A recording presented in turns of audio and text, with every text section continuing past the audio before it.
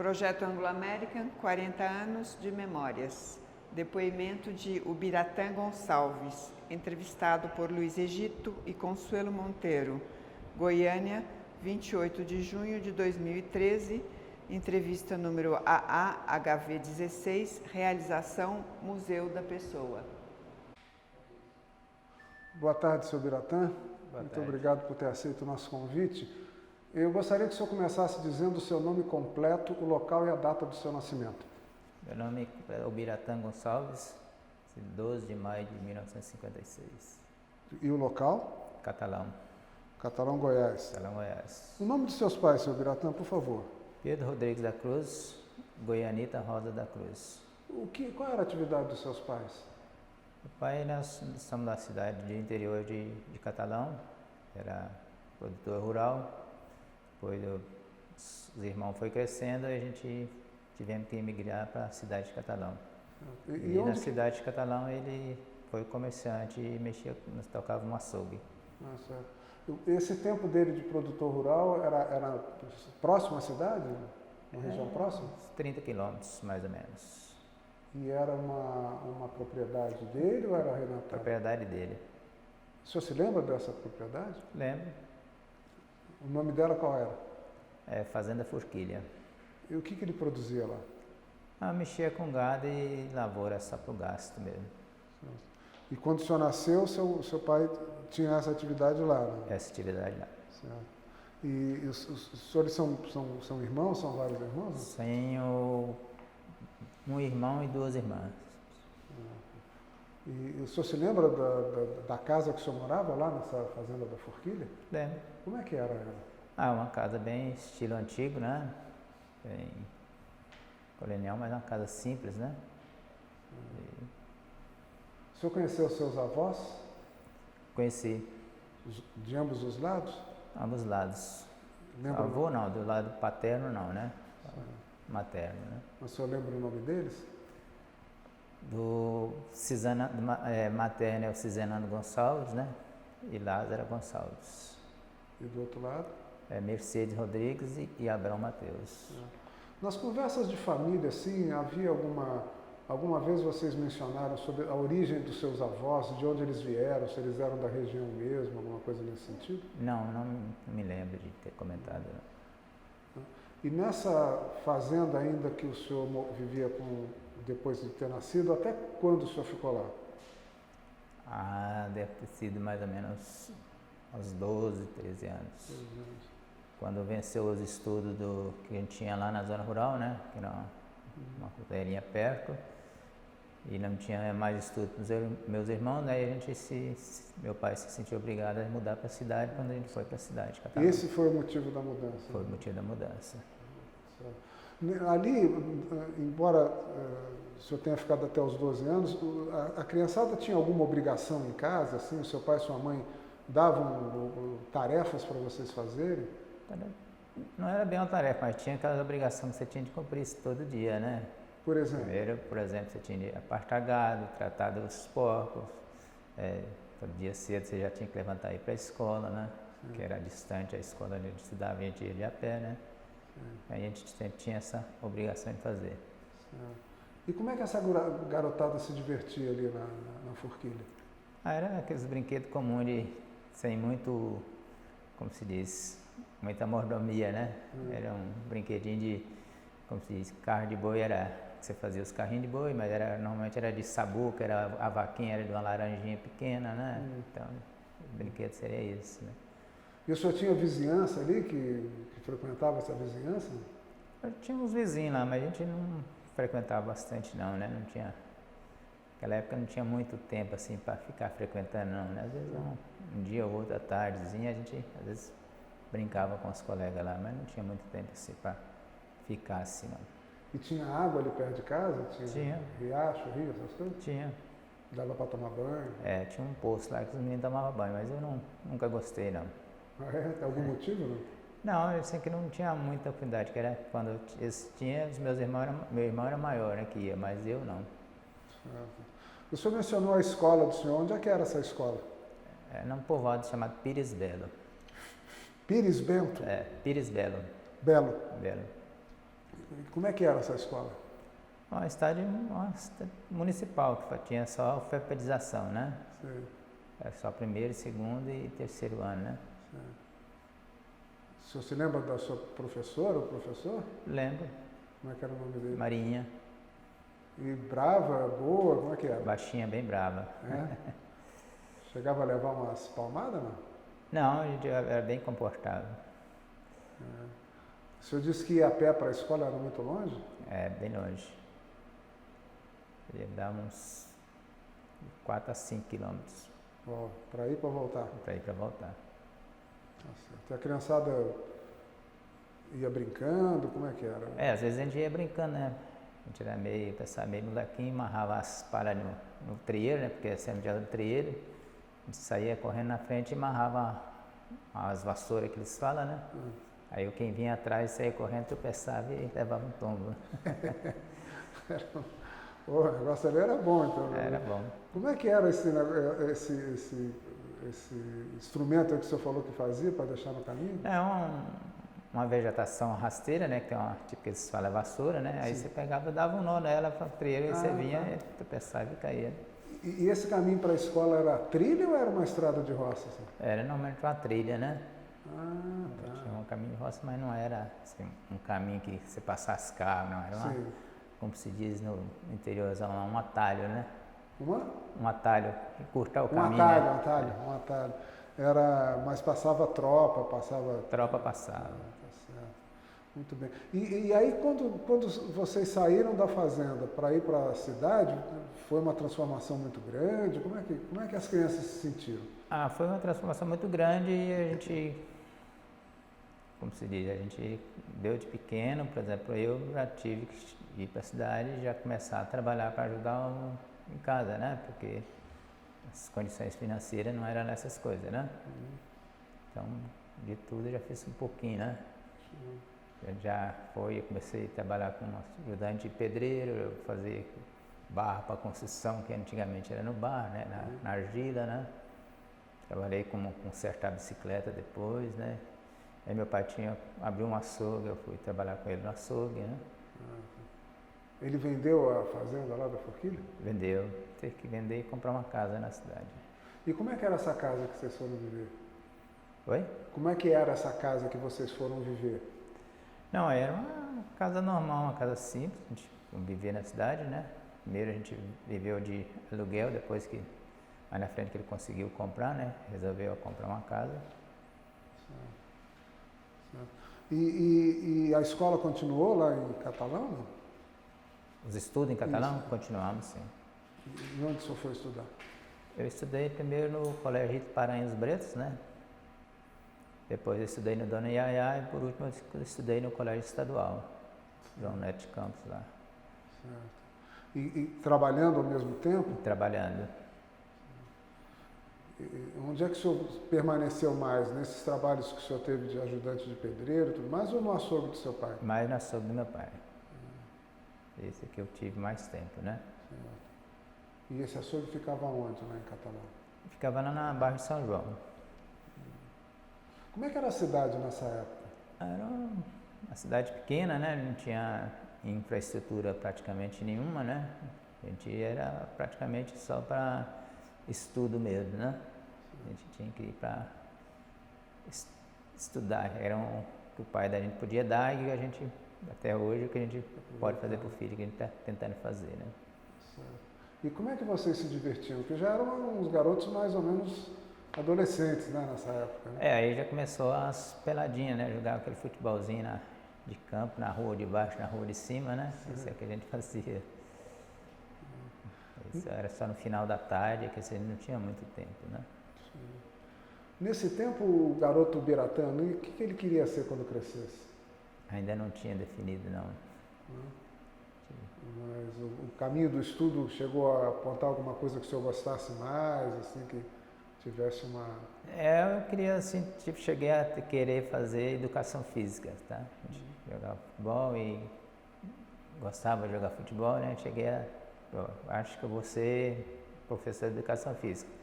Mas só que as condições, não tivemos condições, assim, de continuar seus estudos. Você tinha que para sair para fora de Catalão não tinha condição. Então, quer dizer, então vamos trabalhar e o estudo que eu já tenho já consigo a me sobreviver, né? O senhor foi até que nível Eu fiz até no Colégio Estadual, fiz curso técnico, que antigamente que era o técnico secretariado, né? Terminei, era a 8ª série, aí eu já passei e fiz um curso técnico que você tinha na época que era a opção, ou era magistério ou então era secretariado, né? Eu optei pelo secretariado. E chegou a exercer alguma coisa nessa área? Não. E nesse meio tempo o senhor trabalhava no açougue do seu pai ainda? Não, eu já fui trabalhar no estado, né? Na Secretaria da Agricultura. Eu trabalhei um período lá. E depois que eu saí, que fui para a Copebras. Como é que começou esse período aí de funcionário público? Como é que o senhor foi parar na prefeitura? Olha, foi por uma amizade que a gente teve, doutor. Arrumei um primo meu trabalhar na secretaria, e meu irmão também, né, como marcador de curva de nível, né?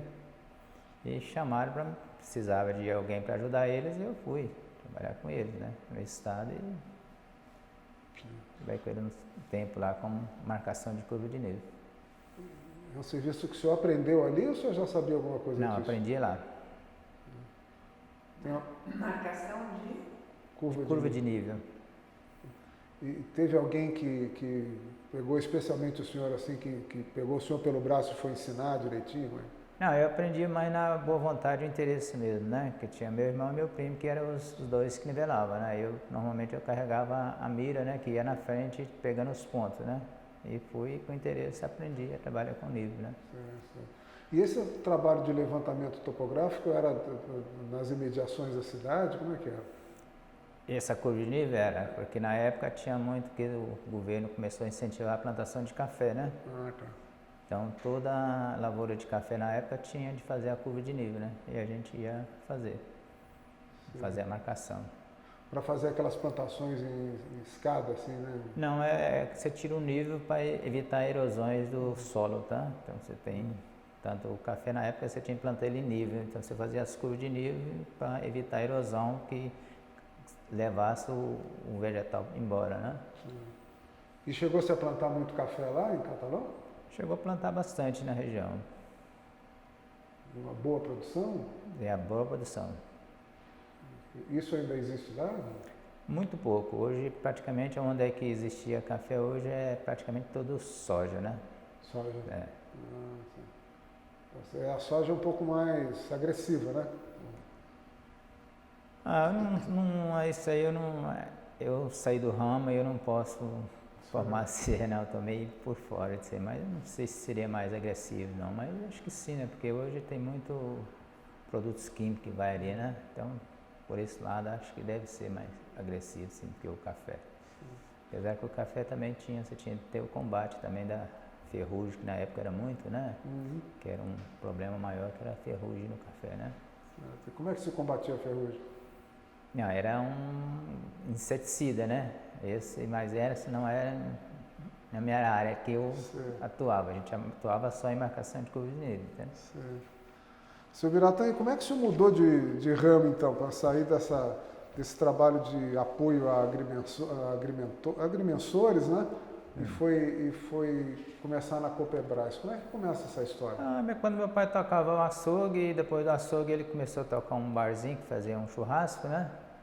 E um dia um funcionário começou a Copebras, que era a antiga Fosfago, ele frequentando o bar do meu pai lá, que tomando cerveja de churrasco,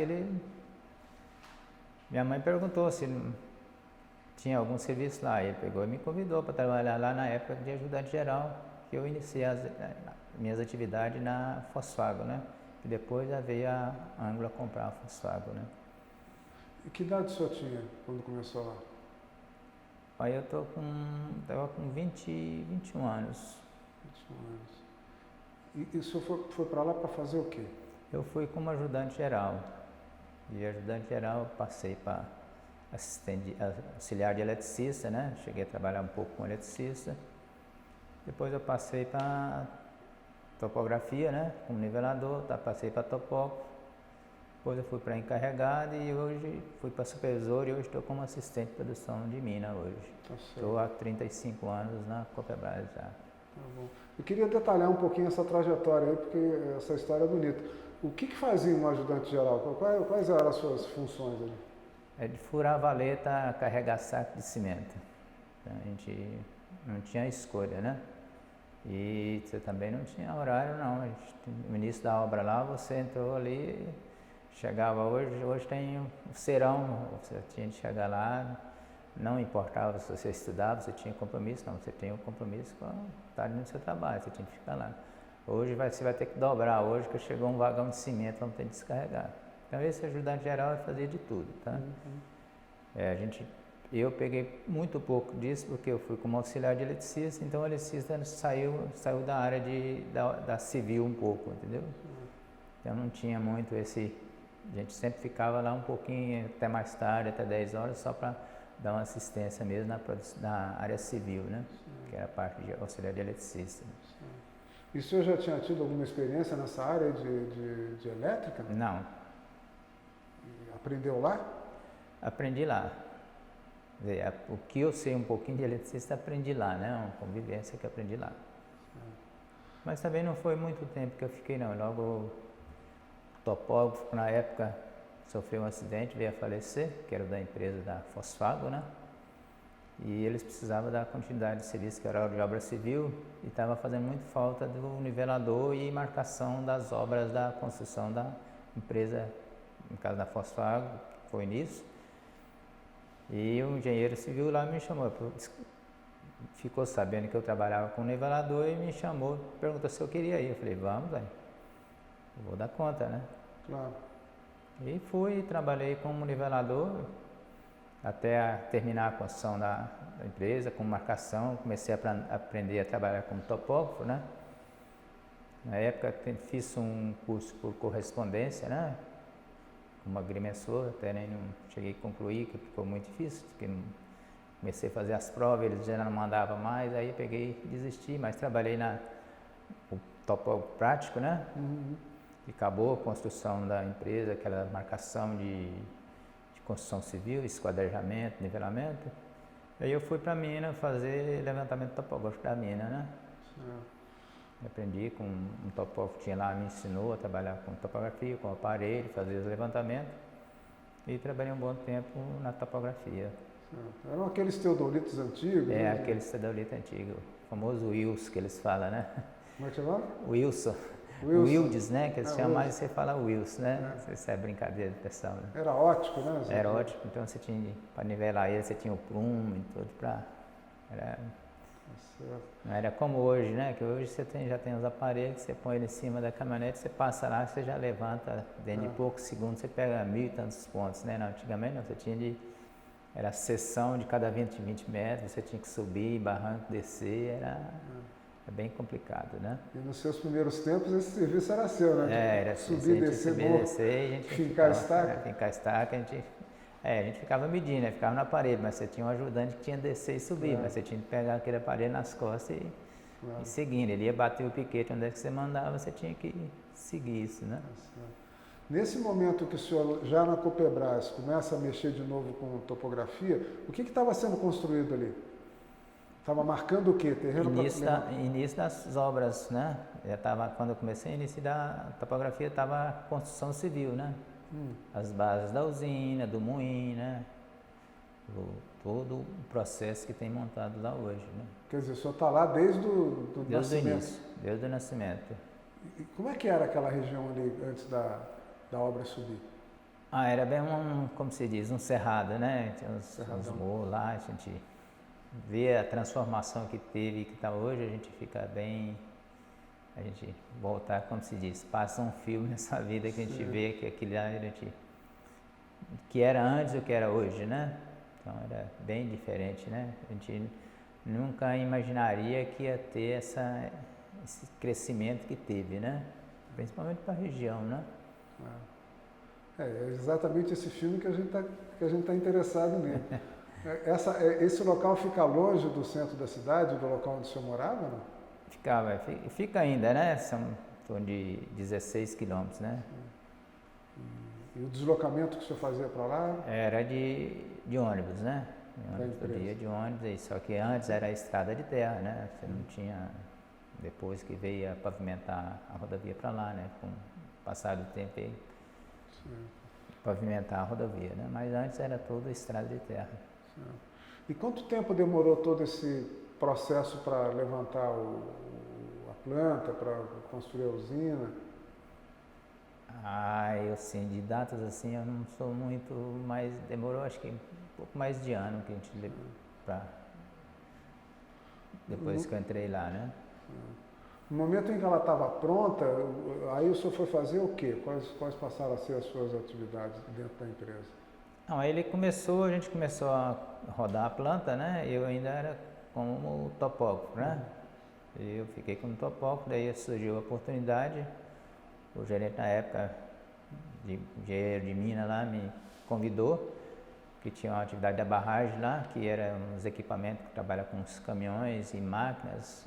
E ele me convidou para ser encarregado na época, o encarregado na época saiu, ele perguntou se eu queria. Aí eu falei, poxa, será que eu dou conta? Vamos desafiar, vamos lá, né?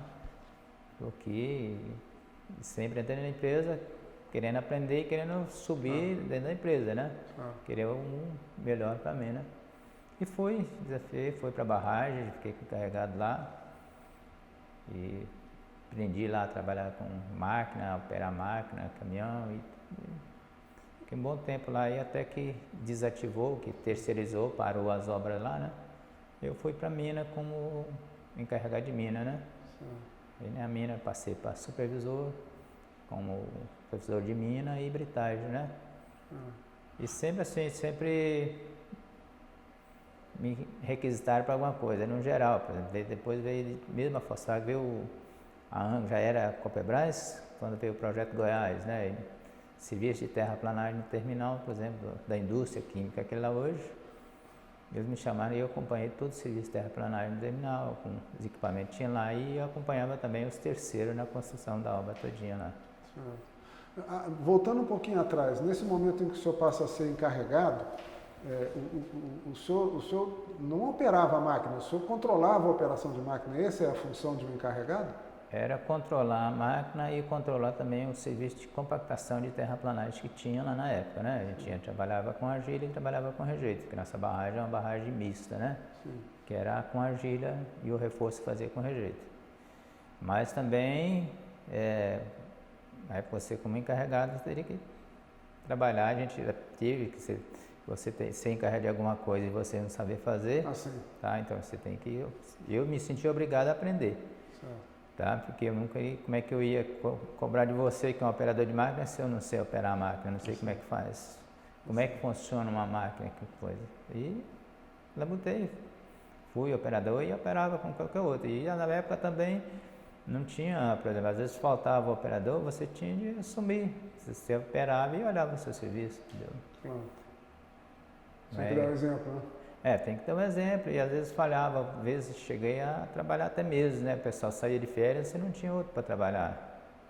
E aí você tinha de fazer. Entendi. Você tinha que pegar no breu, né? Tem de pegar, não é? E o que mudou quando o senhor foi para a mina? O que o senhor fazia na mina?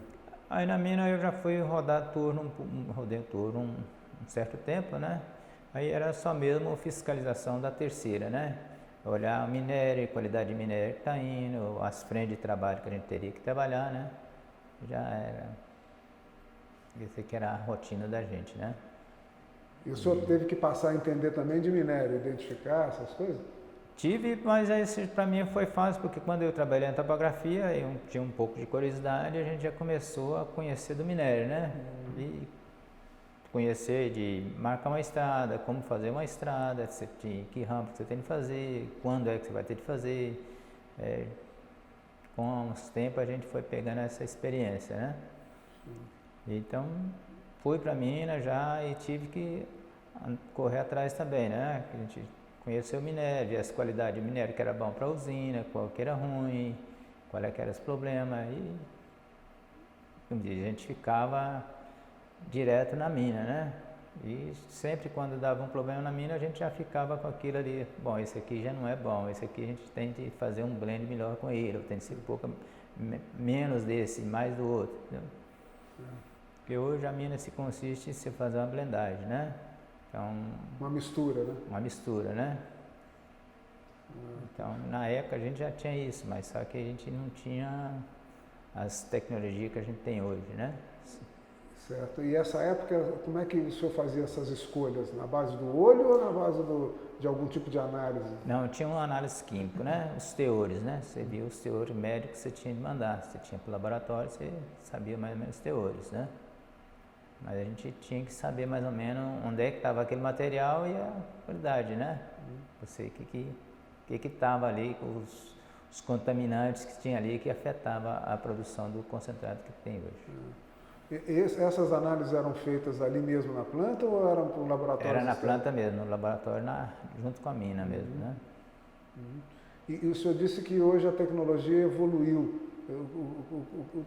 Aonde que nós chegamos hoje nesse tipo de análise? Como é que se faz esse tipo de seleção e análise? Não, continua o laboratório, só que é bem mais moderno hoje, as amostras que você faz hoje, né? Você leva uma quantidade bem menor de material e você faz um quarteamento, já é com cápsula, né? Você já põe lá, logo já sai o resultado para você, né? Antigamente você tinha de quartear e levar aquele de hora em hora e demorava mais um pouco, né? E como é que é a qualidade do minério que vocês encontram lá nessa mina? Olha, a qualidade é boa, né? Hoje nós estamos posso dizer para você que hoje nós estamos fazendo lavra sustentável, né? Que você não tinha antigamente, assim, as chances que você tem hoje, né? Se você pensar, antigamente você tinha material que o teor dele você não aproveitava, a gente deixou ele estocado, porque era um teor de 5 até 8%, tá? Isso não serve. Tá? Até a 10% não servia para a usina, você tinha que deixar ele. Então a gente não jogava fora, a gente fez um depósito que a gente chamava de baixo teor. E hoje, para você ter ideia, hoje nós estamos reaproveitando ele. Por isso que estou falando para você que hoje estamos fazendo um trabalho de uma mina sustentável, tá? A gente faz um blend bem mais homogêneo, que você tem condição, a gente expandiu mais sondagem, antigamente você tinha um furo de sonda era de 50 a 100 metros um do outro, hoje nós estamos de 25, 12, entendeu? Você tem mais conhecimento, a gente já tem geólogo na mina que vai lá e faz o levantamento, faz a leitura, tudo é com você, né? Esse material que antigamente, não descartado, mas que ficava estocado, hoje ele é aproveitado todo, é isso? Hoje está sendo aproveitado todo. Ele entra num blend, né? Não é assim que às vezes, dependendo, você não pode pôr ele, porque eles têm mais contaminante, é um material mais duro, né? Teor mais fraco, mas a gente está aproveitando. E ainda assim sobram rejeitos de estéreo desse material aí? Sobra. O que se faz com isso? Não, o rejeito normalmente nós estocamos o rejeito, né? Rejeito a gente... esse rejeito, não sei para te explicar, não sei se você entende o processo, quando você está falando de mina, estéreo, a gente deposita ele e praticamente joga fora, esse não presta mais, né? Sim. Então, esse joga fora. Se você falar de rejeito, o rejeito é que a gente tira depois da usina. Se depois de beneficiado, você tem um rejeito, aquele que não presta, que vai para a barragem de rejeito nosso, né? Sim. E isso como é que é guardado, esse material? Esse rejeito? Isso. Não, esse tem uma barragem de rejeito que ele passa para a usina, ele sai em polpa, né? E o rejeito, ele separa, na usina tem as separações, sai lama, magnético, e o rejeito vai para a barragem, onde é ciclonado, hoje está sendo só espigotado, e a gente aproveita esse rejeito para fazer o reforço da barragem, que a gente faz o alteamento da barragem. Sim. O que é espigotado aí que você falou? Espigotado é só você põe um cano e deixa o material caindo. Normalmente ele só despejando lá. Quando é ciclonado, você tem um ciclone e ele tem a separação do grosso com o fino. E esses depósitos são seguros? Não há risco de contaminação do entorno, tudo? Hoje dizer para você, hoje, nossa barragem talvez seria uma das bem mais seguras, que a gente tem todo o monitoramento dela, temos de piazômetro, medida do nível, drenagem, tá? Tem um extravaso muito seguro. Temos consultoria externa que dá consultoria para a gente, tem uma interna também que vem, uma vez por ano tem, que é o Duncan, mundialmente, ele que olha as barragens da Anglo todinha, ele vem e olha, e dizer para você que está seguro, sim, nós temos documentado que está seguro, temos dados que nossa barragem hoje é segura. E não é puxando a sardinha para o saco não, mas é uma das barragens mais bonitas que tem por aí hoje, tá? E que volume tem essa barragem? Quanto que a capacidade dela de armazenar? Olha, para você de água hoje, ela tem 2 milhões e 200 metros cúbicos de água. É um volume considerado pouco para a gente hoje, está baixo, né? Mas se for dizer para você assim, hoje ela está com 80 metros de altura. Se você pegar o nível de baixo com o nível de cima, ela já está com 80 metros de altura. Sim. Esse material que tanto do estéreo quanto o rejeito, aquilo que não é aproveitado, ele tem alguma destinação final? Ele tem alguma coisa que possa, não digo economicamente, mas até ambientalmente ser aproveitado aquilo de alguma forma? Ou é de fato um negócio que não se usa mais? Não, ambientalmente, por exemplo, o depósito de estéreo. Tem um projeto que quando você termina, você tem que revegetar aquilo todo, né? Dizer para você que pode ser reaproveitado sim, como, sei lá, como pastagem, alguma coisa, como reflorestar alguma coisa, né? E também é construído, por exemplo, depósito de estéreo você faz ele todo dentro de um projeto, com todo seguro, com toda a drenagem, a gente está fazendo tudo dentro de um projeto, com todas as exigências legais que exige que a gente faça um depósito de estéreo, tá? Tem toda a documentação antes de sondagem, de levantamentos topográficos, e tem umas drenagens que existe, você faz isso, a gente está fazendo tudo dentro dos projetos que tem em depósito de estéreo, tá? Certo. O senhor diria que isso é uma coisa assim, quase cultural da Anglo, essa preocupação em cuidar bem desse tipo de material que é subproduto da atividade mineração? Sim, a preocupação, eu não conheço outras minas, infelizmente não conheço, mas a nossa, a uma preocupação muito grande com o meio ambiente. A Anglo tem, principalmente em Catalão, é uma preocupação muito grande com o meio ambiente. E a gente procura sempre tratar ele com carinho, né? Porque a gente sabe a necessidade dele para nós. Certo. A empresa promove cursos, seminários, esse tipo de coisa? Sempre está participando, o pessoal de reflorestamento, meio ambiente está participando de cursos, seminários, sempre estão participando. Certo. E com relação à comunidade ali em torno da área da Anglo, como é que se relaciona com eles? Como é que se cuida do ambiente ali no entorno? A gente tem o setor que cuida com a comunidade, né? E sempre está tentando colaborar e sabendo também que pode estar ocasionando, esclarecendo o que é a empresa, que às vezes a pessoa que está lá de fora pensa que é uma coisa e às vezes é outra completamente diferente, né? E sempre a gente tem visitas lá da comunidade, pouco tempo mesmo a gente vê uma comunidade, sempre tem reunião com a comunidade e a empresa sempre está tratando isso com muita responsabilidade. Falando em comunidade, quer dizer, o senhor é uma pessoa originária ali do pedaço, ali do local, né? Isso tem muita gente da comunidade que trabalha na empresa? Tem muita gente ali da região que está na Anglo hoje? Tem bastante gente. Eu não sei te dizer o número não, mas tem bastante gente. O senhor viu aquilo nascer, né? A gente viu nascer e a única coisa que às vezes muitas pessoas de fora são cargos mais de confiança, mais superior, né? Que, como nós também éramos da cidade interior, tivemos muito pouca chance, o pessoal não tinha condições e nem imaginaria que vou fazer uma engenharia de mina para quê? Não tem engenharia de mina por aqui, vou fazer isso para quê, né? Então, esses cargos de confiança normalmente são pessoas de fora, né? Mas tem muita gente de Catalão que tem cargo de confiança lá, né? Isso é importante, né? Porque dá, digamos, mais identidade para a empresa, né? Então a identidade maior, né? Identificada ali com o pedaço. Identificar Como com o pedaço. A cidade gosta da presença da Anglo? É uma impressão que o senhor tem? Gosta. E tem muita gente, né, que trabalha lá que é de catalão, né? Às vezes eu sou um exemplo porque eu construí minha família na Copperbras, na Anglo, né? Certo. Então, assim como eu, também tem bastante gente que fez a sua vida lá, né? Talvez muitos já aposentaram na Anglo, né? Certo. Então a gente gosta, tem um carinho especial por lá, a comunidade, né? Quantos empregados tem essa unidade lá, seu Biratã? Hoje, direto, acho que tem mais de 1.200 funcionários hoje, né? Já indireto deve estar mais de 2.000 funcionários, né?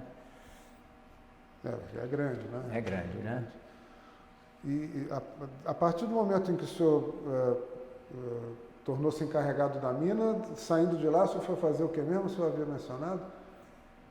Não, eu fiquei como eu falei para você que fui para Barra e depois fui para a mina, né? Sim. E sempre sempre tive graças a Deus, sempre tive confiança dos meus chefes, que eu já passei por vários lá, né? Sim. E sempre tive confiança e sempre confiaram no meu trabalho, né? E a gente tem acompanhado quase que um geral da empresa, né? Porque assim, minha função lá, sempre trabalhei com um cargo mais alto, ligado a gerentes, né? Sim. Então, eu fui para, igual eu falei para você, eu fui para o Projeto Goiás, acompanhei todinho, a gente conhece um pouquinho da empresa, né? Esse projeto foi um projeto meio divisor de águas lá porque você tem a produção industrial lá em cima, onde é que você faz a primeira etapa, né? Que é a usina, né? E aí depois você já beneficia ele lá, quando você já parte para cá, para a parte química, né? Indústria química já, né? Onde é que a gente faz fertilizantes no caso, né? O MAP já é outra parte já, né? Feito lá, né? Feito lá. E para onde é escoada essa produção? Aí parece que mais Mato Grosso, esse aí eu não sei para onde, vai para São Paulo, para Cubatão, né? Vai lá e de lá faz a granulação e os adubos já sai quase que mais para o interiorzão de Goiás aqui mesmo, né? Como é que você aplica o fosfato na agricultura? No que ele é utilizado? Ele é na agricultura, né? Adubação do terreno, né? Corrigir terreno, corrigir essas coisas? O solo, né? Ele está fraco, você põe um adubo ali, né? E tem outra aplicação além do adubo, o fosfato? Tem a ração animal, né? Tem da reação da rocha, você faz o ácido sulfúrico, né? Da rocha com enxofre, né? Você tem o ácido sulfúrico, né? Então, tem várias aplicações. Tem várias aplicações. A Copperbras continua fazendo fertilizante animal? Continua. Houve um momento em que parecia que o setor ia terminar, ou eu estou enganado? Não, sempre teve, né?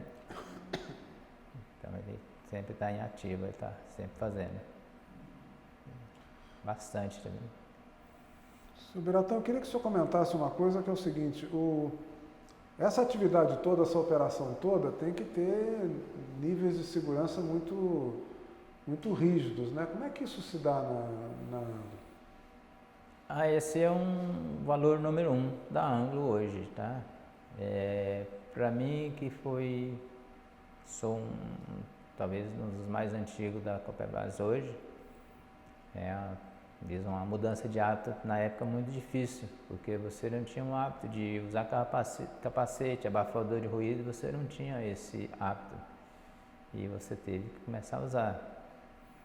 E a Anglo veio cada vez subindo mais e sempre o valor dela hoje é a segurança, né? Então você tem que realmente tem os seus procedimentos e nós temos que seguir, né? E é bom esse segurança, tanto para a gente na empresa como você particularmente na sua casa, você aprende muito, tá? São coisas que você fazia inseguro lá e você fazia em casa também. Como isso assim, você em se casa? aprende. Por exemplo, você vai trocar uma lâmpada, você troca uma lâmpada sem desligar uma chave, tá? Hoje, você na empresa, você tem que ter a pessoa especializada, tem que estar instruído para isso, tem que saber, você tem de bloquear, certificar se realmente está bloqueado, para depois você fazer isso, fazer uma troca. Hoje, em casa, você chegava normalmente e subia numa cadeira e trocar a lâmpada.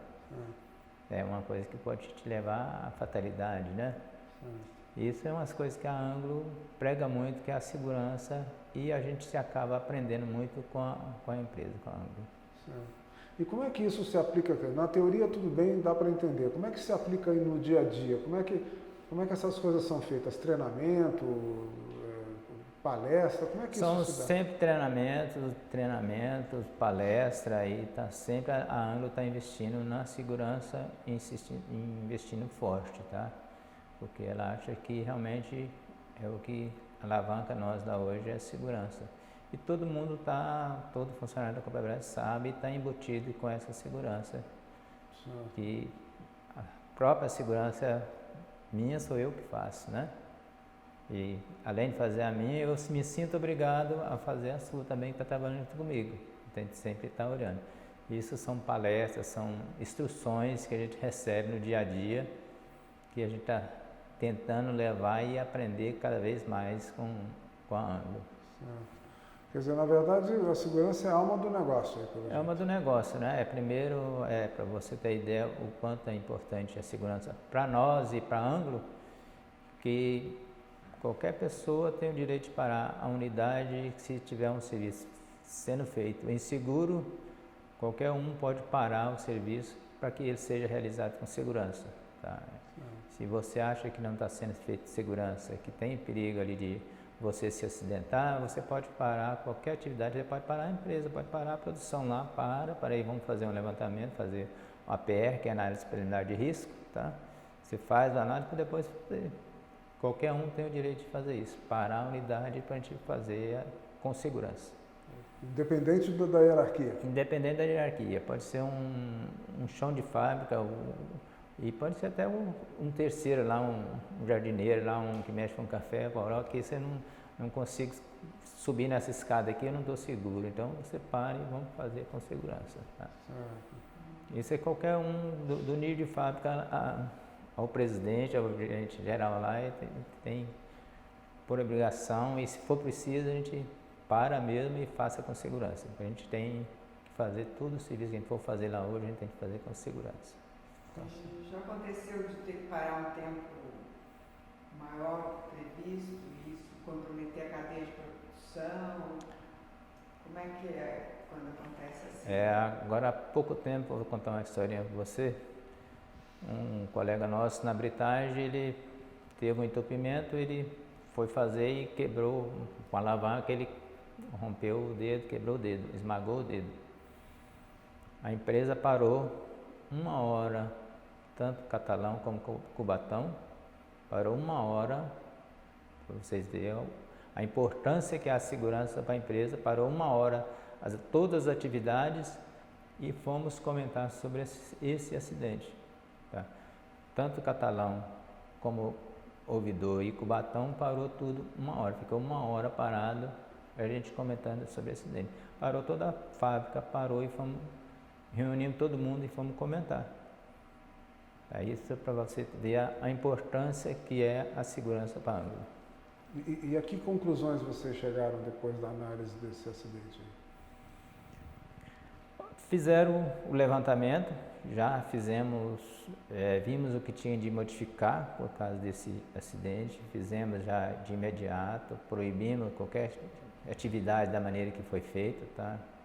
Até que fizemos as modificações de produção lá. Fizemos modificações e realmente deu resultado disso.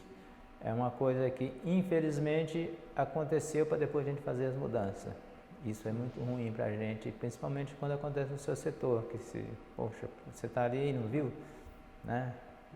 É um negócio que o acidente, basta um piscar de olho, aconteceu. Tá? Então, a gente tem que ter todo o cuidado que você tem com a segurança, é pouco. Principalmente, quanto mais você se acostuma com aquela atividade que você faz, mais perigoso fica. Porque você começa a se acostumar aqui, não, eu fiz assim todo dia, não aconteceu nada, vou repetir aquilo, começa a se repetir aquelas coisas. Então, tem que ter muito cuidado com isso, porque é muito perigoso a segurança. Um acidente para acontecer é um piscar de olho. Tá certo. E é muito triste você ter um colega que está encostado lá para NSS lá, daqui a pouco ele começa a passar dificuldade. Então isso não é bom para a gente, nem para você que aconteceu e nem para você que é colega daquela pessoa. Claro. Às vezes acontece pela inoperância da própria máquina e às vezes acontece pelo ser humano mesmo. Pelo ser humano mesmo, né? Foi Pode ser cansado, pela máquina e tem as... Foi negligente, ou estava muito cansado, não prestou atenção. pode ser atenção, pode ser às vezes a ânsia de pôr para, às vezes o equipamento está parado, a ânsia de você colocar para produzir. Tá? Isso que a gente tem que trabalhar, e estamos trabalhando bastante, que primeiro você faz uma análise daquilo que você vai fazer para depois você começar a sua atividade. Não tem pressa para fazer. Então o que a gente sempre está pregando é que você faça primeiro uma análise daquilo que você vai fazer. Tá? Vê que tudo que você vai fazer, se tem algum risco de acontecer algum acidente ali. Às vezes tem coisa que você tem que fazer, como se diz, o leão está preso na jaula ali. Você tem que passar ali perto, você tem que passar, mas ele está lá dentro fechado, você não vai entrar lá dentro. Então você tem que saber, se você vai fazer um serviço ali, você tem que saber qual é o perigo que tem ali. Então a gente está sempre batendo nessa tecla para a gente fazer uma análise primeiramente daquilo que você vai fazer, mesmo que seja uma rotina, tá? Porque mesmo que você faz uma atividade hoje, daqui a pouco ela pode ter mudado. E principalmente para quem roda turno, né? Às vezes você fica fora, você fez alguma mudança ali, você vai fazer aquele serviço, então a gente tem que fazer primeiro uma análise para depois a gente fazer aquela tarefa que a gente está fazendo. O senhor falou duas coisas que eu acho muito importantes. Uma que é o fato de não se acostumar com o comum, com a rotina, né? E outro de que as coisas podem acontecer no piscar de olhos, né? São duas etapas críticas, digamos assim. Você achar que o teu serviço é fácil de fazer e negligenciar porque você dele. começa a negligenciar as coisas, né? É tão fácil, por exemplo, você levantar e vir daí aqui onde é que eu estou. Isso é simples, eu faço isso toda hora. Aí passa, o seu colega põe uma cadeira aqui, você vai sem olhar e tropeça na cadeira, vai ter um acidente. Então você tem sempre a avaliar o que você vai fazer primeiro, para depois você fazer. Não é tão simples como você acha. Isso é que é o perigo. Você acha, se acostuma com as coisas, tão fácil que você faz aquilo todo dia, uma rotina, e às vezes acontece por causa disso. Você não fez uma avaliação, às vezes mudou o ambiente de trabalho que você está ali e você, não sabia que mudou. Então por isso você tem que fazer uma avaliação antes. Tá certo. Tem que ficar atento, né? Você tem que tentar atento. Agora, por exemplo, as máquinas, os equipamentos, eles têm a possibilidade de te dizer que você não pode estar fazendo aquilo daquele jeito? Chegou um ponto que a máquina te apita se estiver fazendo alguma coisa errada, e isso não permite que o sujeito carregue mais pedras na corrente ali do que deveria. Não, hoje tem tantas, a empresa Anglo hoje ela investe muito na segurança, por exemplo, de equipamentos, tem vários equipamentos, por exemplo, por exemplo, de manutenção, uma guilhotina lá, a guilhotina tem câmera e tem sensor de presença, se você estiver lá perto ela não funciona, tá? Uma guilhotina? A guilhotina, por exemplo, que eu estou falando para você. O que ela faz, a guilhotina? Corta a chapa, né? Cortar, eu estou falando de manutenção, que é uma peça grande, você corta uma chapa, ela corta aquilo ali, corta na prensa, né? Quando ele desce um peso ali danado. Então, hoje ele investe, por exemplo, tem uma câmera e tem um sensor de presença, tá aquilo ali. Se você estiver lá perto, de certa distância, ela não funciona. Equipamentos rodantes, por exemplo, correia, todos têm a proteção de correia que você não possa chegar lá. Você tem as telas de proteção que você está colocando hoje, como é que é essa tela? Tem uma correia rodando ali, as telas de proteção, o que é a tela de proteção?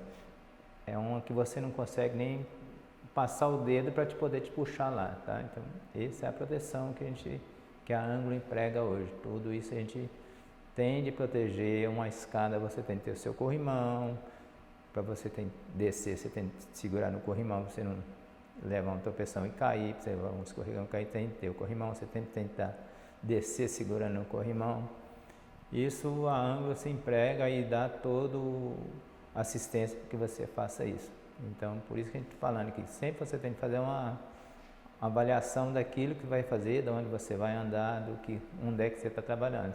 Se tiver uma condição insegura, você sempre faz o relato de condição insegura e o pessoal vai lá e avalia e faz, recupera aquilo lá. Às vezes você está trabalhando hoje e estragou um piso aqui, você chegou no turno, está piso estragado. Você faz um relato, eles vão lá e arruma aquilo. Mas a gente sempre tem que pregar a segurança em primeiro lugar. Tá certo. Na verdade, numa atividade como essa, é muito arriscado não cuidar desse aspecto, né? Porque a mineração não é um serviço simples, né? Eu vou te dizer para você, talvez seria britagem, por exemplo, é um serviço bruto, né? É o primeiro onde passa ali. Então, serviço material muito pesado, você tem blocos grandes, você mexe com um britador que mexe com uma barra de britagem lá que pesa 300 quilos. Então, hoje já temos todo uma infraestrutura para a gente mexer com isso, né? E temos todo o procedimento para mexer, né? Então, a gente tem que sempre estar seguindo esses procedimentos. Perfeito. E hoje, seu Biratã, o senhor continua na mina ou está numa área fora da mina? Como é que é? Eu hoje continuo na mina, britagem e barragem e bota fora, né? A gente está fazendo uma nova expansão da mina, né? Estamos crescendo, a gente está fazendo um novo bota fora, porque o antigo cresceu. Eu estou na construção desse bota fora, que consiste em drenagem desse bota fora, o depósito do próprio estéreo. E britagem eu cuido da programação de manutenção, né? Os dias, e o que precisa fazer, o que vamos fazer, as necessidades, as prioridades que vamos fazer, né? De britagem. E barragem, a gente sempre está na barragem com loteamento, agora a gente terminou o loteamento da barragem agora, né? E já vamos mudar o projeto de barragem agora, já vamos fazer só com, uma parte vai ser com rejeito, só as bermas que vai ser, as ombreiras que vai ser com argila, eu estou nesse setor. Mina, porque faz tudo parte de um setor só, né? Barragem, mina e britagem é um setor só, né? A barragem para tudo na mesma gerência, né? A barragem para guardar os rejeitos, a britagem para fazer... A britagem é o início do processo, né? Você vai diminuir isso lá, numa malha de 3/4 no caso, né? Que você vai fazer a homogeneização, a gente tem a britagem, que você vai pegar o material bruto da mina e fazer a blendagem dele, que você tem uma pilha de 2 pilhas, né? Hoje são uma de 64 e outra de 80. Então você faz essas pilhas, faz uma, entrega para a usina retoma ela quando você está fazendo outra, né? Entendi. Então a britagem seria o início do processo todo. Do beneficiamento. Do beneficiamento, né? O início do beneficiamento. Você passa para a usina, quem beneficia é a usina, né? A gente só começa a fazer o blend do material para a usina. Fragmentação do material. Prepara o material para a usina trabalhar. Isso. E o senhor tem uma equipe muito grande? Como é que o senhor trabalha com isso? Tem uma equipe na mina, são duas, você trabalha com 2 escavadeiras na mina, que normalmente são 6, 12, 24 caminhões, com mais 24 minérios. Isso são terceirizados, né? Na britagem você tem uma equipe lá que roda turno, que tem 7 pessoas em cada turno, né? E na barragem isso aí varia muito da época que você contrata, porque é terceirizado o serviço de levantamento da barragem, né? Tudo sob a sua coordenação? Praticamente é uma fiscalização, né? A gente coordena, mas a gente mais como fiscal, né? Sim. Como acompanhar se barragem, por exemplo, você está fazendo dentro do projeto que está pedindo o projeto, volta fora a mesma coisa, a gente está seguindo os projetos de drenagem, de altura de camada, sempre tem que estar olhando isso também. E não é que eu estou direto lá, né? Que tem outros supervisores que roda turno e que está diretamente ligado lá. Certo. A gente está, como se diz, mais assim como uma assessoria, né? Sim. A gente aproveitando os cabelos brancos, né? Então, Tá certo. e sempre, às vezes, tem alguma dúvida, eles procuram, a gente sempre procura orientar na mina, por exemplo, de negócio de estrada, de como é que vamos fazer com a drenagem, como é que vamos descer essa rampa ou aquela outra ali, sempre está orientando, sempre tocando ideia, não é? Quer dizer, que eu sei alguma coisa mais não, porque todo dia você sabe que a gente, cada dia que você está aprendendo alguma coisa, né? Ninguém é sábio para saber tudo, né? E a quem que o senhor se reporta? Eu hoje estou reportando direto ao Hugo ou Aldo, né? Os dois que a gente reporta para eles. Que são o quê? Qual é o cargo deles? Né? É o gerente de mina e o gerente geral da unidade de fosfato. Ok, tá certo. E muito bem. Enfim, aproveitar a experiência do senhor para... O que eu sinto é que realmente é isso, é que eles querem um pouco, como se diz, sugar um pouquinho que eu aprendi, né? E eu sinto o maior prazer em passar aquilo que eu aprendi e ao mesmo tempo eu estou aprendendo, né? Eu me sinto que eu não sei nada, né? E cada dia eu quero aprender mais.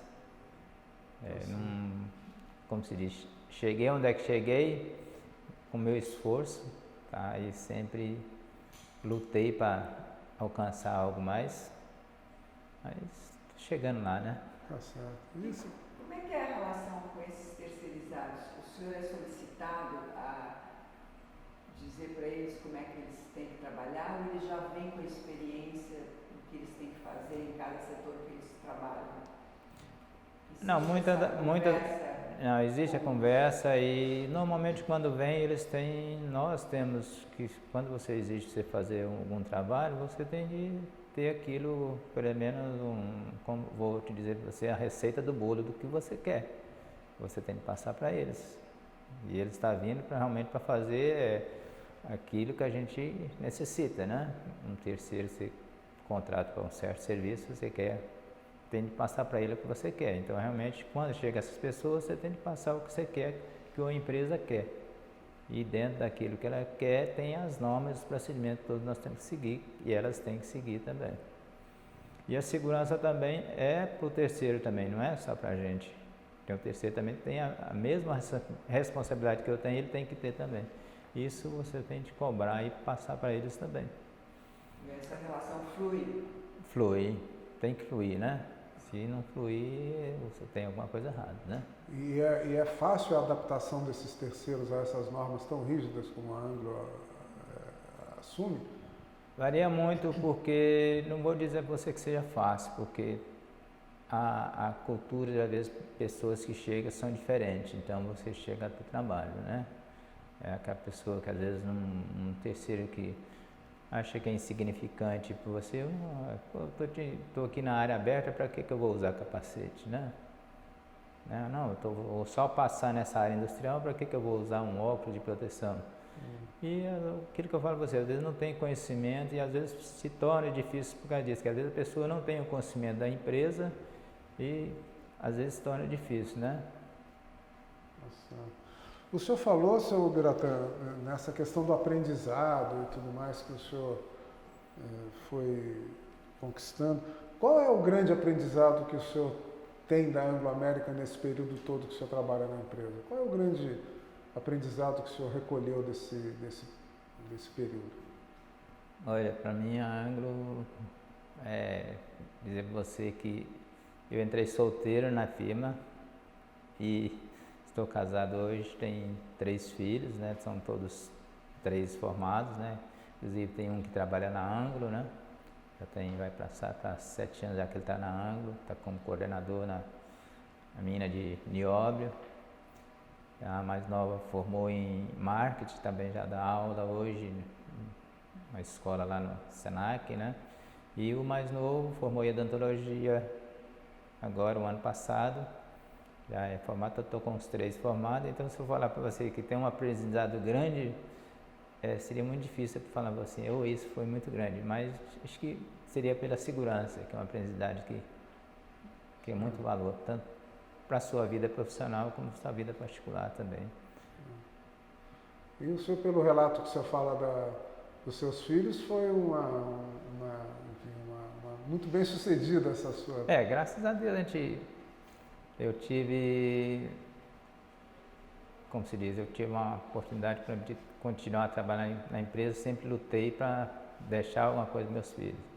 Tive um pouco de dificuldade para formar, principalmente o primeiro, né? Eu já estava um bom tempo na Anglo, né? Que hoje eu já estou com 14 anos que já consegui a aposentadoria, aposentei com proporcional com 70%.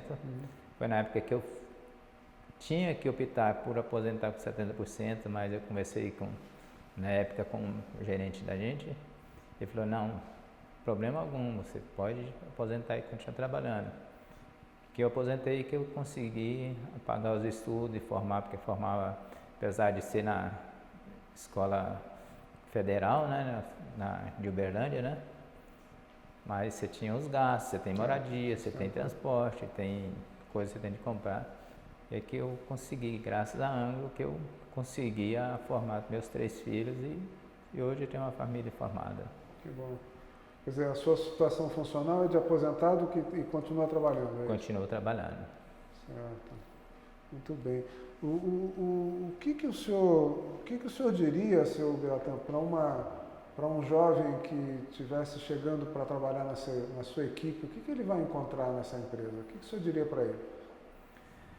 Olha, o que você quer realmente da empresa? Você quer simplesmente trabalhar para ganhar seu salário ou você quer vir trabalhar para ser alguém na vida? Né? Acho que isso é uma coisa mais importante que tem, a pessoa entrar e saber o que ela quer, né? Não é simplesmente trabalhar eu vou ali trabalhar para ganhar meu dia. Não, eu acho que cada um tem de ter uma coisa a buscar na vida, né? E eu acho que seria por aí, então. A pessoa que entrar na Anglo tem de saber que realmente ela tem as oportunidades dela. Se você for uma pessoa que vai cumprir com os procedimentos, com as normas, com o horário de trabalho, com tudo que a empresa quer, você tem as chances de chegar onde você quer. Tá certo. Tá certo. E o que significa para o senhor, seu Biratã, depois de tanto tempo na empresa, o fato de a Anglo estar há 40 anos no Brasil? O que significa 40 anos nesse mercado de mineração, nessa atuação que a Anglo tem? Olha, isso significa que para manter 40 anos, que é uma empresa que está lutando para ser uma das maiores do Brasil de mineração, né? Então, significa que é uma empresa sólida, né? Que é uma empresa boa, né? Certo. Muito bem. O senhor teria alguma coisa que o senhor gostaria de dizer e que a gente não perguntou para o senhor? Não, eu acho que vocês perguntaram tudo. Eu não sei se eu fui capacitado para responder as perguntas que vocês fizeram. Foi sim, senhor. Até vocês, me desculpe se eu não respondi à altura que vocês perguntaram. Absolutamente. O que o senhor falou sobre segurança é uma coisa preciosa. O senhor falou muito bem sobre as coisas que o senhor respondeu, todas elas. E uma outra coisa, seu Biratã, como é que o senhor avalia essa ideia de contar a história de uma empresa por intermédio das pessoas que trabalham nessa empresa? Fica muito difícil, porque você buscar a memória lá atrás para você contar hoje, foi uma transformação muito grande, né? E veio evoluindo que você chega num certo momento que ou você se adequada ou você é atropelado, né? Então a gente se sente, como se diz, a gente tem que vir junto com a empresa que ela está querendo crescer, querendo te dar segurança, então você tem que crescer junto e tem de buscar aquilo que realmente a empresa quer. Então para a gente passar isso é muito difícil, né? A gente voltar lá atrás e realmente contar isso, a gente não é fácil, não. Mas é uma trajetória aí. É uma trajetória, eu acho bonito para minha vida, que eu fiz praticamente, minha vida quase que foi toda você vê que eu estou 35 anos, criei uma família, tenho filhos formados lá. É uma história bem, eu acho muito bonita a minha história, tá? Não sei se... A gente também acha. A gente também acha. E como é que o senhor vê o futuro dessa empresa no Brasil? vai de crescimento. Eu acho que a Anglo está no caminho certo e está, como se está, eu acho que ela vai crescer bastante.